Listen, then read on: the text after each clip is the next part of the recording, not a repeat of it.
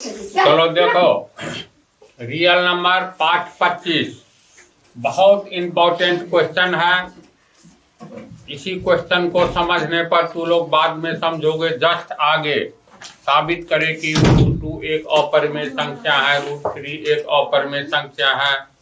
इस टाइप के क्वेश्चन को समझने के लिए इस थ्योरम को समझना बेहद आवश्यक है। तो इस थ्योरम को समझो।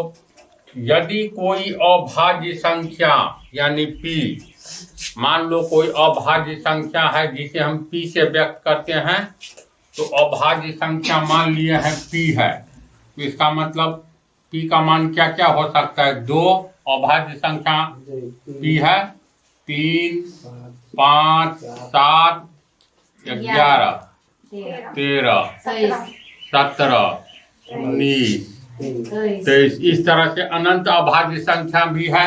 तो इस थ्योरम का कहना क्या है? यदि कोई अभाज्य संख्या यानी P a² को विभाजित करती है तो P a को भी विभाजित करेगी। जहां a एक धनात्मक संख्या है, ये नहीं है जो सम है कि विषम है, सिर्फ धनात्मक संख्या है। यानी a का मान कुछ भी हो सकता है। धनात्मक संख्या का मतलब 1, 2 गिनती की संख्या धनात्मक संख्या है ना, 1, 2, 3, 4, 5 इस तरह अनंत तक चला गया। तो इस थ्योरम का क्या कहना है?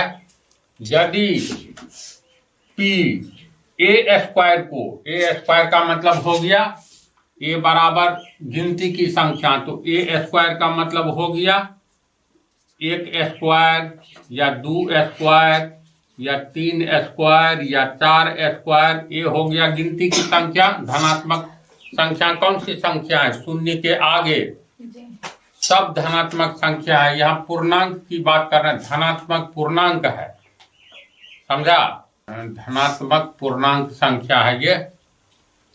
तो 1, 2, 3, 4, 5, 6, 7, 8 गिनती की संख्या धनात्मक संख्या है। तो धनात्मक संख्या a है, ये सब अनंत तक, 1 से अनंत तक। तो a² का मतलब हो गया 1² या 2² या 3² या 4² या 5²। इसी तरह आगे की ओर 6², 7² अनंत तक चला जाएगा। तो अब क्वेश्चन को समझो, क्या साबित करना है।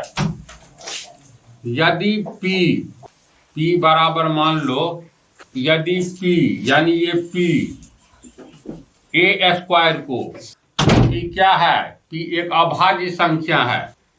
देखो, यदि कोई अभाज्य संख्या यानी P को मान लिए, P के बदला कुछ भी मान सकते हैं, ABCD से Z तक। तो मान कोई संख्या अभाज्य है जिसको P माने, तो यदि कोई अभाज्य संख्या P a² को विभाजित करती है तो P a को भी विभाजित करेगी। यानी ये P अभाज्य संख्या a² को अगर विभाजित करती है तो ये P a को भी विभाजित करेगी। तो a² का कोई मान लो, a का मान कुछ भी लिया जा सकता है। a का मान जो लोगे तो इसका स्क्वायर कर दोगे, तो a² का कोई भी मान ले लो। मान लो हम लेते हैं 4²। तो a बराबर कितना लिए? 4, तब न a² बराबर 4² हुआ। 4² का मतलब 16 होगा ना। अब P अभाज्य संख्या के रूप में ले लो, तो 16 को कौन सी अभाज्य संख्या विभाजित करती है? 2। कर रहे हैं जी? 3 तो नहीं करेगा, 5 नहीं, 7 नहीं, 11 नहीं, 13 नहीं, 17 नहीं, 19 नहीं, 30 नहीं। देखो तो कोई अभाज्य संख्या ये जो है, तो 16 को कौन सी अभाज्य संख्या विभाजित कर रहा है? इसमें 16 को 4² यानी 16 को ये अभाज्य संख्या तो विभाजित कर रहा है। तो यानी P बराबर 2 ले लो, अभाज्य संख्या जो विभाजित कर रही है 16 को। a² बराबर हो गया 16। अब देखो थ्योरम, यदि P a² को विभाजित करती है तो P a को भी विभाजित करेगा। तो P a² को विभाजित करती है तो a² में P से भाग दो तो विभाजित करती है कि a² कितना है? 16। अब P का मान 2। देखो 2 8 16, शेष में 0, पूर्ण रूप से विभाजित की।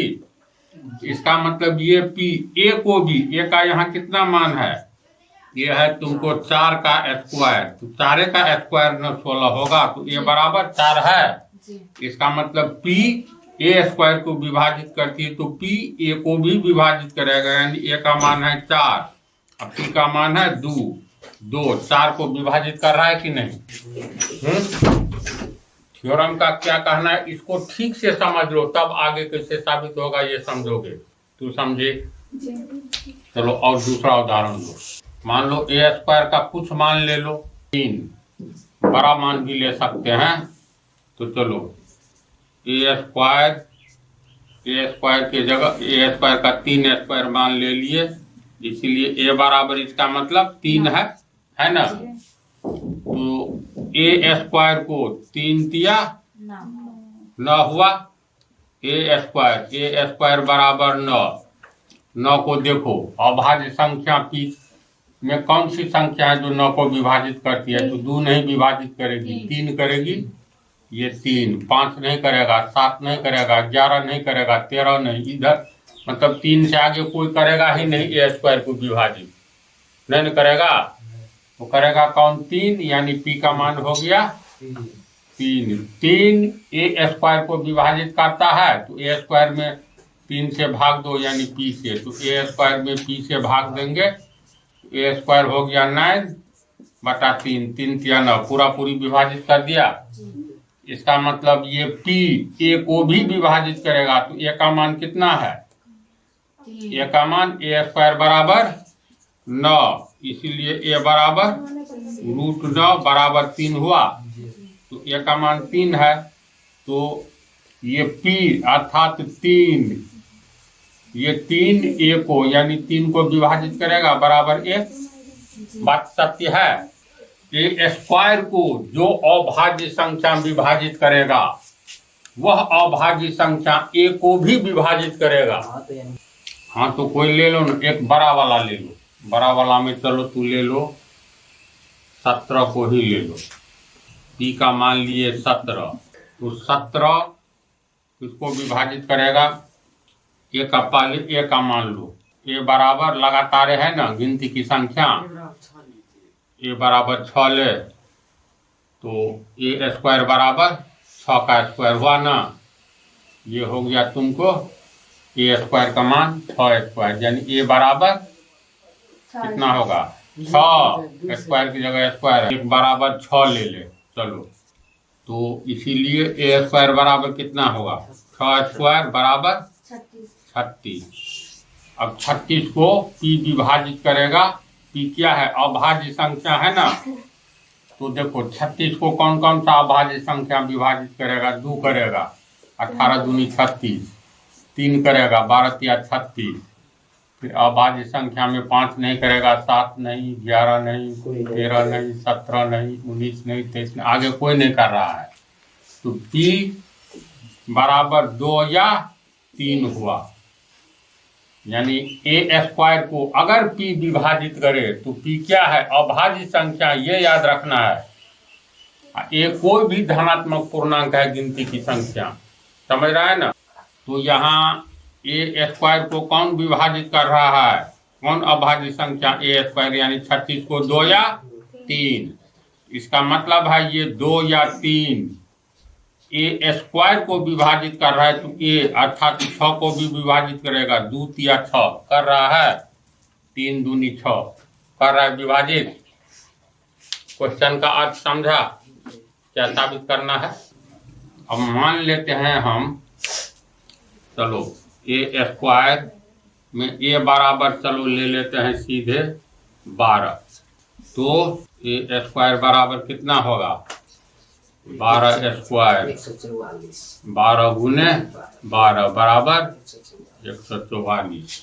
देखो ए स्क्वायर बराबर 144 हुआ। कोई भी संख्या जैसे 144 है, यानी ए स्क्वायर एक संख्या हो गया, होगा ना, किसी संख्या का वर्ग लोगे तो पर भी संख्या न होगा, 2 का वर्ग 2 एक संख्या, तो 2 दूनी 4 एक संख्या होगा। घन लोगे 2 का पावर 3 तो 2 दूनी 4 दूनी 8, 2 का पावर 3 यानी a का पावर 3, ये धनात्मक पूर्णांक है।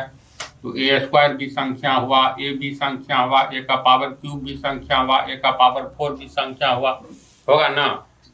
तो कोई भी संख्या पूर्ण रूप से किससे विभाजित होता है, इसलिए ही पाठ में इससे पहले वाला पाठ में बतलाए थे, कोई भी संख्या अपने गुणनखंड से तो विभाजित होता ही है। ये भी तो कहते हैं कोई भी संख्या अपने अभाज्य गुणनखंड से पूर्ण रूप से विभाजित होता है, ये सत्य है।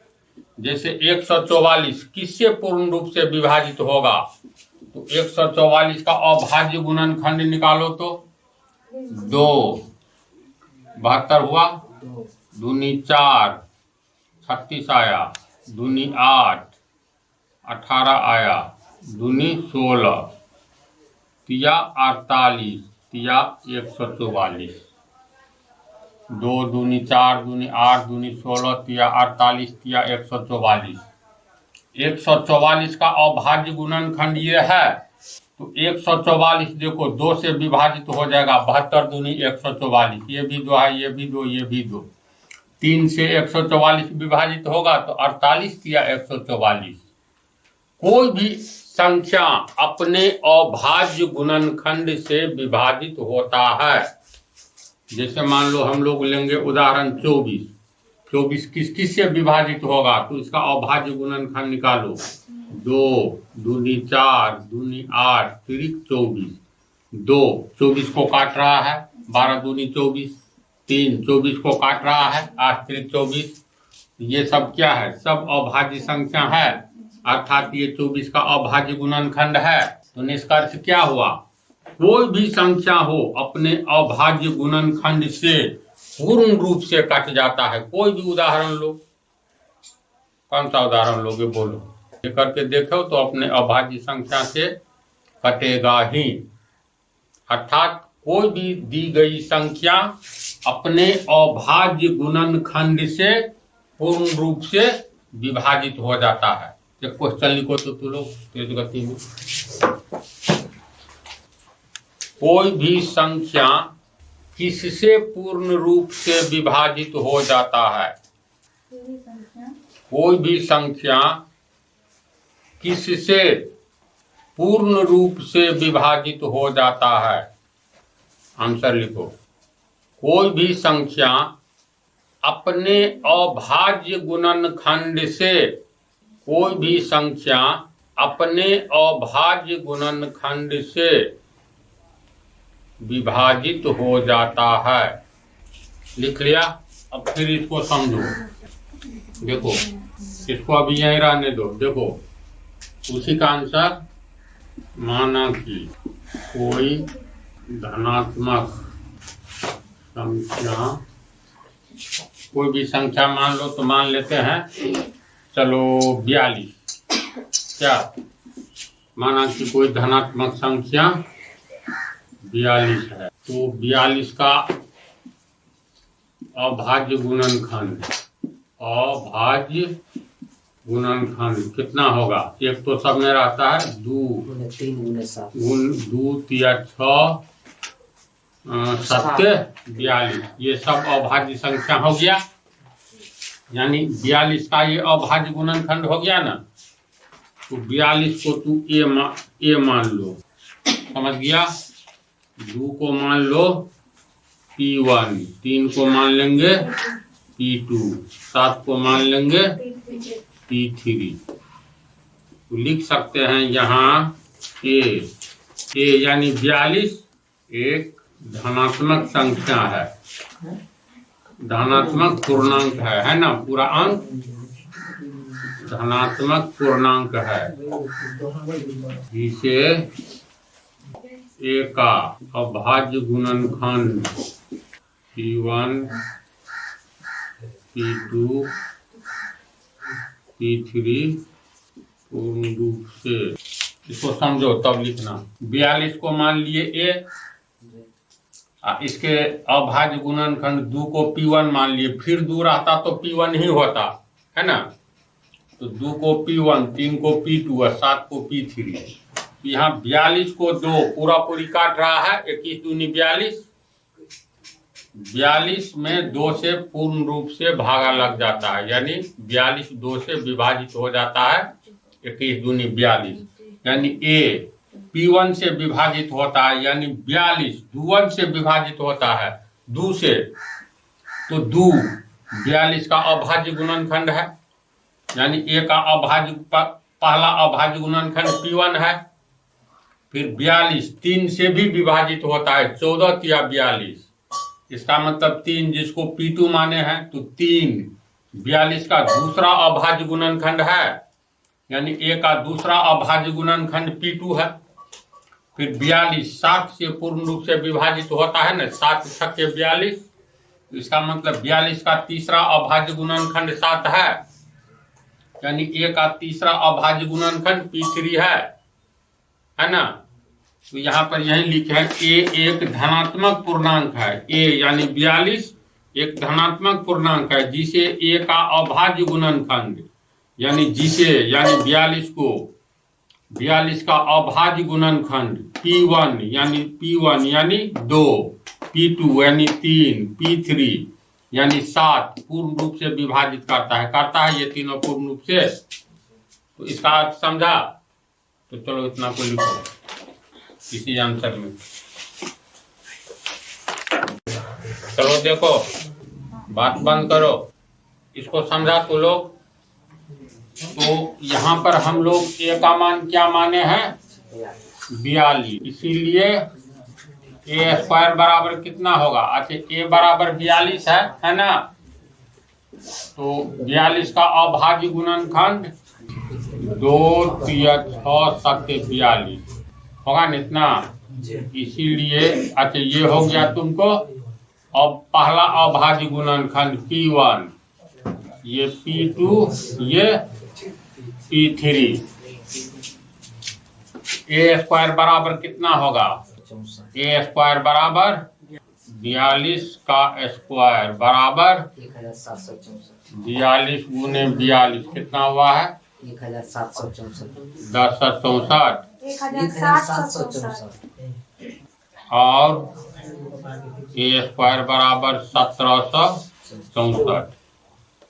अब A स्क्वायर अर्थात 1764 को विभाजित करने वाली 1764 यानी A स्क्वायर का मान है 1764। तो 1764 किन संख्याओं से विभाजित होगा, तो अपने अभाज्य गुणनखंड से। इसमें दो मतलब है, कोई भी संख्या अपने अभाज्य गुणनखंड से विभाजित होगा ही। तो 1764 अर्थात A स्क्वायर यानी 1764 अपने अभाज्य गुणनखंड से विभाजित होगा। तो 1764 का अभाज्य गुणनखंड निकालेंगे तो कितना होगा, देखो 2 दूनी 4 तिया 12 तिया 36 गुने 7 गुने 7, इसको गुना करोगे तो 1764 आएगा, क्योंकि इसी का होल स्क्वायर है। 42 का होल स्क्वायर मतलब 2 गुने 3 गुने 7 का होल स्क्वायर होगा ना। 2 तिया 6 7 42, तो 42 गुने 42 यानी इतना को 2 बार गुना कर दो, 2 को 2 बार, 3 को 2 बार, 7 को 2 बार, तो 1764 आएगा कि दिखला दे, आ जाएगा। इसीलिए A स्क्वायर बराबर इतना हुआ। इसीलिए A स्क्वायर, ये 2 को क्या माने हैं, देखो P1 माने हैं, P1 गुने 2 को माने हैं P1 गुने P1, 3 को P2, 3 हो गया P2, 7 हो गया P3, ये भी 7 हो गया P3। यानी P1 अर्थात 2 A स्क्वायर को अर्थात 1764 को काट रहा है पूरी तरह। 1764 में 2 से भाग दोगे 850 और 32, 882 आएगा आंसर। यानी 1764 अभाज्य संख्या 2 है ना, P1 हमेशा याद रखना P है क्या, तो अभाज्य संख्या है। तो 1764 पहली अभाज्य संख्या 2 से विभाजित हो रही है। 1764 दूसरी अभाज्य संख्या 3 अर्थात P2 से विभाजित हो रही है। 3 से भाग दोगे कितना आएगा? 441। 441 आएगा। 441 कैसे आएगा? मतलब 882 में 2 से भाग देंगे। 1764 में 3 से भाग देंगे तो ये हो गया 3 5 से 15, 3 8 24, 3 588, यानी 1764 3 से अर्थात P2 से कट रहा है ना, 588 आएगा। फिर 1764 7 से पूर्ण रूप से विभाजित होता है 252 बनता है। 252, 14 7 5 35 36 7 14 3 17, हाँ 252 से होगा। यानी 1764 2 अर्थात P1, 1764 3 अर्थात P2, 1764 7 अर्थात P3 से विभाजित हो रहा है। और 1764 किसका होल स्क्वायर है? तो 42 का होल स्क्वायर है 42, यानी A का मान है 42। A का मान जो 42 है तो ये 42 देखो P1 से कट रहा है, जो P1 1764 को काटा अर्थात 2 1764 को विभाजित करता है तो 2 P1 यानी 2 को भी 42 को विभाजित करता है ना, 21 दूनी 42। P2 इसमें भी है P2 बराबर 3, अब P2 बराबर 3, जो P2 3 42 को विभाजित कर रहा है अर्थात A को 14 या 42, वही P2 3 अर्थात 1764 को भी विभाजित करके 588 लाता है। जो P3 अर्थात 7 42 को यानी A को विभाजित कर रहा है, 7 छक्के 42, वही 7 42 स्क्वायर यानी A स्क्वायर यानी 1764 को भी ये 7 विभाजित कर रहा है, 252 आया।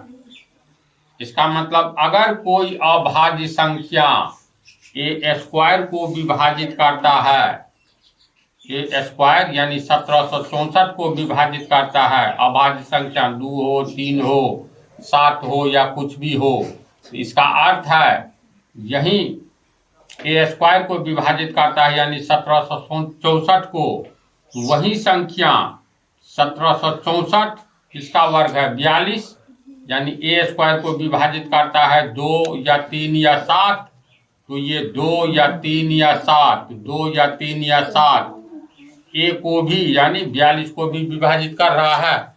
ऐसे समझा? देखो साबित करना है, यदि कोई अभाज्य संख्या P A स्क्वायर को विभाजित करता है तो P A को भी विभाजित करेगा, जहाँ A एक धनात्मक संख्या है ना। तो लिखेंगे प्रश्न से A एक धनात्मक संख्या है, तो किसी भी धनात्मक संख्या को हम उसके अभाज्य गुणनखंड के रूप में लिख सकते हैं। तो A जब एक धनात्मक संख्या है तो A को हम लोग अभाज्य गुणनखंड के रूप में लिख सकते हैं। तो A को जो अभाज्य गुणनखंड के रूप में लिखेंगे तो A का अभाज्य गुणनखंड हो सकता है 2 ठो हो सकता है 3 हो 4 हो 5 हो 6 हो, कुछ भी हो सकता है। तो मान लेंगे A का अभाज्य गुणनखंड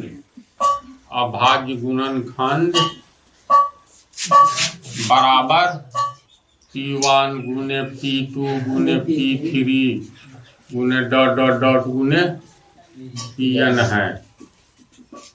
A का अभाज्य गुणनखंड करेंगे ना, तो मान लेंगे A का पहला अभाज्य गुणनखंड P1, दूसरा P2, तीसरा P3 dot dot dot n P1। मान लो n का मान 6 है तो P6 यानी 6 ठो गुणनखंड होगा, 6 अभाज्य गुणनखंड होगा। n का मान 10 है, इसका मतलब A का 10 अभाज्य गुणनखंड होगा। लिख सकते हैं ना, यानी हम लोग लिख सकते हैं और A बराबर P1 इंटू गुना के बदला into P2 into P3 dot dot dot into Pn और ए स्क्वायर कर देंगे तो बराबर के पहले स्क्वायर करेंगे तो बराबर के आगे भी स्क्वायर करेंगे, सबको रखकर P1 into P2 into P3 into dot dot dot into Pn इतना लिखा जा सकता है। और ए स्क्वायर बराबर Pn square into P2 square into P3 square dot dot dot into Pn square. इसमें किसी को शंका नहीं न है। मान लो दिया हुआ रहे ए बराबर BCD का होल स्क्वायर, तो इसको क्या लिखेंगे बी स्क्वायर इंटू सी स्क्वायर इंटू डी स्क्वायर, तो सब गुना के ही रूप में है, इतना लिखा जा सकता है। और ए स्क्वायर बराबर Pn गुने दो बार है P1 का होल स्क्वायर, तो P1 गुने P1 गुने P2 गुने P2 P3 गुने P3 गुने डॉट डॉट डॉट गुने Pn गुने Pn इतना होगा। तो ए स्क्वायर जो कि एक संख्या है अपने अभाज्य गुणनखंड से ही विभाजित होगा। तो ए स्क्वायर का ये सब अभाज्य गुणनखंड है, तो ए स्क्वायर या तो P1 से विभाजित होगा या P2 से विभाजित होगा या P3 से विभाजित होगा, इसी तरह होते होते Pn से विभाजित हो सकता है ना। इसको तू लोग उतारो, तो इसको तू लोग समझा। ए एक धनात्मक पूर्णांक है, धनात्मक संख्या है जिसका ये सब गुणनखंड है, अभाज्य गुणनखंड है ना। तो देखो, तो अगर मान लो यहाँ पर एक बात गौर करो, इसको ऐसे रहने दो। ए बराबर P1 का मान P1 P2 P3 Pn ये सब अभाज्य संख्या है ना। मान करके चलो P1 का मान 2 है, अभाज्य संख्या हो गया। P2 का मान 3 है, 3 भी अभाज्य संख्या हो गया। P3 का मान 4 है, 4 भी अभाज्य संख्या हो गया। तो 3 पर ही उदाहरण लो, ये हो गया P1, ये हो गया P2, ये हो गया P3। आवाज संख्या तो ये ओ सॉरी 5 ले लीजिए। हाँ मिस्टेक हो गया, ये सब अभाज्य संख्या 5 लो, ये हो गया P3। तो ए का मान कितना हो जाएगा 2 तिया 6 पंचे 30, ए बराबर 30 हो गया, होगा ना। तब ए का स्क्वायर करो, ए का स्क्वायर करेंगे तो 2 पूरे का स्क्वायर हो जाएगा, यानी 2 गुने 3 गुने 5, ए बराबर इतना। तो बराबर के पहले स्क्वायर करोगे तो बराबर का आगे टोटल का स्क्वायर होगा, इसका स्क्वायर होगा ना। ये हो गया तुमको 2 गुने 2 3 गुने 3 5 गुने 5, ये हो गया P1 गुने 3 हो गया P2, 5 हो गया P3, इसका स्क्वायर हो गया, इसका स्क्वायर 2 गुने 2 यानी P1 गुने P1, 2 को P1 माने है ना, 3 को क्या माने हैं 3 को P2, तो 3 गुने 3 यानी P2 गुने P2, 5 को क्या माने हैं 5 को P3, 5 गुने 5 यानी P3 गुने P3 होगा। इसी तरह गुने Pn तक कितना मानते हो इस पर निर्भर है। इसमें अब ध्यान दो, तो ए स्क्वायर का मान होता है कितना 2 दूनी 4 तिया 12 तिया 36 पंचे 180 पंचे 900, ये 900 होता है ए स्क्वायर का मान।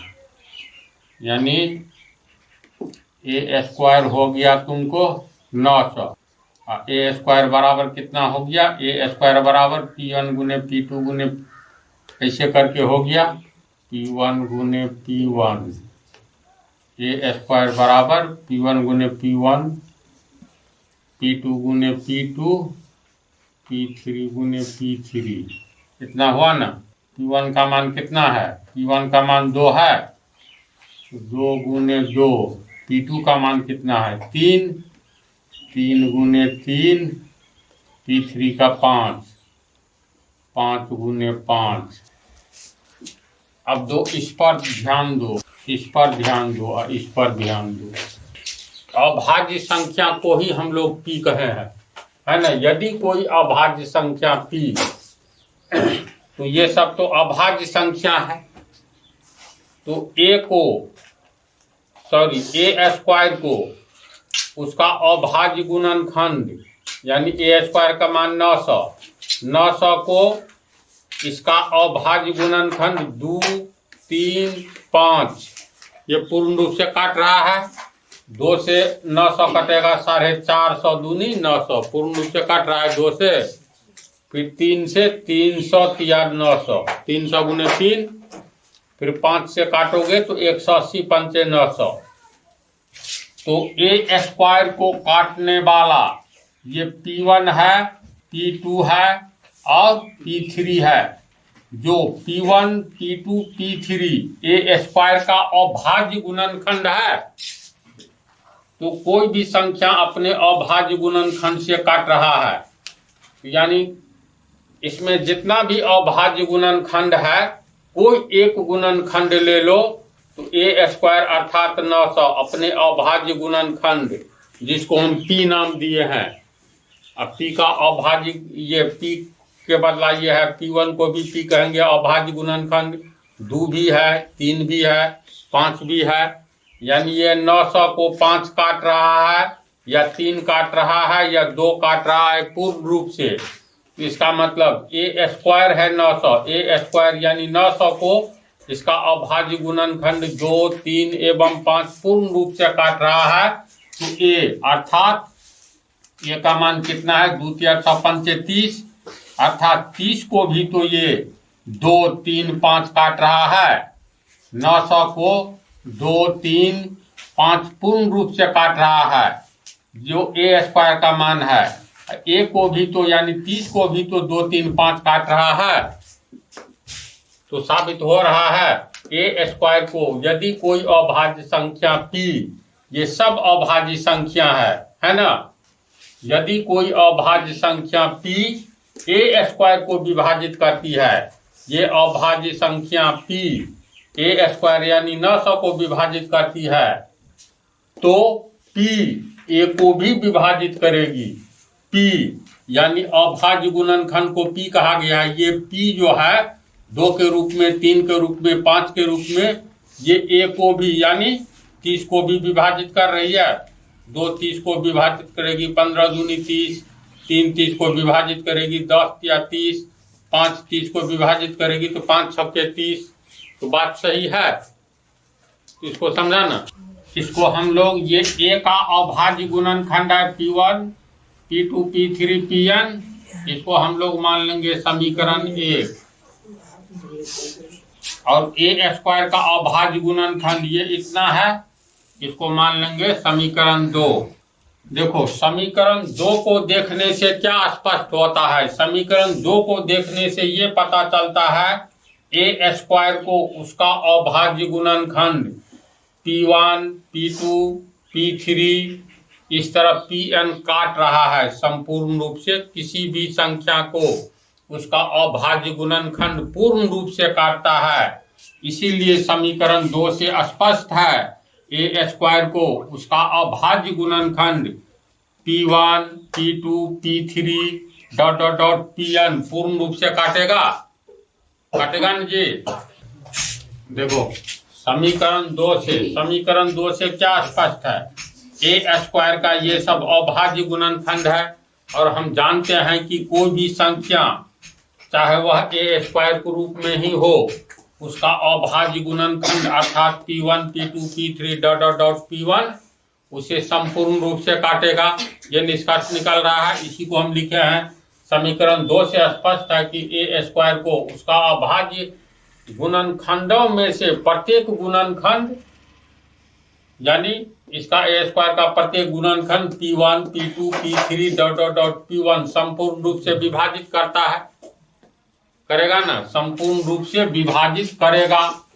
ये क्लियर है। तथा समीकरण 1 से क्या स्पष्ट है? समीकरण 1 से स्पष्ट है कि समीकरण 1 क्या बतलाता है? देखो तो ये है समीकरण 1। दी गई संख्या अपने अभाज्य गुणनखंडों से पूर्ण रूप से विभाजित होता है। अर्थात समीकरण 1 का निष्कर्ष है ए जो एक धनात्मक पूर्णांक है अपने अभाज्य गुणनखंड यानी P1, P2, P3 dot dot dot P1, Pn से संपूर्ण रूप से विभाजित होगा। ये लिख सकते हैं। समीकरण 1 से स्पष्ट है P1, P2, Pn तक। दोनों समीकरण से क्या स्पष्ट हुआ है? इसी में आंसर छिपा हुआ है। अब लगभग साबित हो गया। ए स्क्वायर को उसका अभाज्य गुणनखंड में से प्रत्येक गुणनखंड यानी P1, P2, P3, Pn संपूर्ण रूप से विभाजित करेगा। ए स्क्वायर अब पुनः देखो, तथा समीकरण 1 से स्पष्ट है कि धनात्मक पूर्णांक ए को उसका प्रत्येक अभाज्य गुणनखंड यानी वही P1 जो P1 ए स्क्वायर को काट रहा है वही P1, P2, Pn आदि संपूर्ण रूप से विभाजित करेगा ए को।